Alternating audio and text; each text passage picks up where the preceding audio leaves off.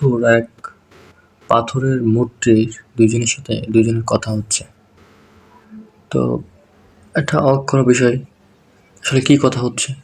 তো চলো আমরা গল্পের ভিতরে ঢুকে যাই।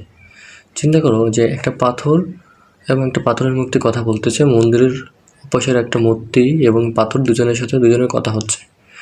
তো ওই নিচেই থাকা যে পাথরটা, সিঁড়িতে থাকা যে পাথর, তো পাথর জিজ্ঞেস করতেছে ওই পাথরের মূর্তিকে, আচ্ছা ভাই, তুমিও যা দিয়ে তৈরি আমিও ঠিক তাই দিয়ে তৈরি, তাহলে তোমরা সবাই মানুষ পুজো করে, ভক্তি করে, এত শ্রদ্ধা করে, আমাকে সবাই লাথিয়ে পাড়ায়ে চলে যায়, এটা কেন ভাই?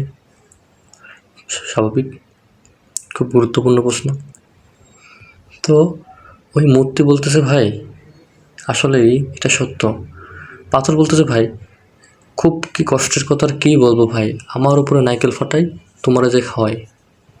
তাহলে এই বিষয়টা আসলে কেন হচ্ছে ভাই, এটা কেন করে? তাই মূর্তি কথা বলতেছে যে, ভাই চিন্তা করে দেখো, তুমি এবং আমি একই মূর্তি, তোমার এবং আমার তৈরি একই জায়গায়, ওই গহীন পাহাড়ে তুমি এবং আমি ছিলাম। তো ওই পাহাড়ে যখন কারুকাজ রূপকার যখন আমাদেরকে নিয়ে আসতে গেছিলো, তখন হাতুড় ছেনি নিয়ে গেছিল। নিয়ে যাওয়ার পরে তোমাকে এবং আমাকে কোপাচ্ছিল, কাটছিল, মারছিল। তো তখন তুমি কি করছিলে চিন্তা করো, তুমি কি ভাবছিলে? তুমি বলছিলে, ও আর পারতেছে না, আমাকে মেরুন, আমার রক্ত বেরিয়ে যাচ্ছে, ও ব্যথা লাগতেছে, আর হচ্ছে না, সম্ভব না। আর অপরদিকে আমি বলছিলাম, মারো আমাকে, আরও মারো। মারতে মারতে আমার রক্ত তীরের মতো ছটপট করিয়া আমি মারা যাই।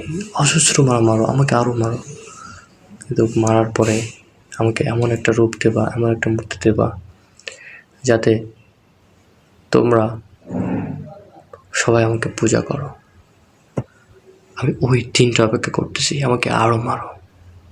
তো আমাদের জীবনে যখন দুঃখ কষ্ট আসে, হতাশা আসে, আমাদের সৃষ্টিকর্তা আমাদেরকে রূপ মারাতে চায়। কিন্তু আসলে আমাদের দুর্ভাগ্য হলো, দুর্ভাগ্য এটাই যে আমরা সৃষ্টিকর্তার বার্তাটা বুঝতে পারি না, আমরা ভেঙে যাই, দমড়ে যাই। তো আমাদের কী করা উচিত? আমাদেরকে বলা উচিত, আমাকে মারো, শুধু আমার ধৈর্যটা থাক, আমি একদিন না একদিন অবশ্যই আমার মঞ্জিল হাসিল করবো ইনশাআল্লাহ।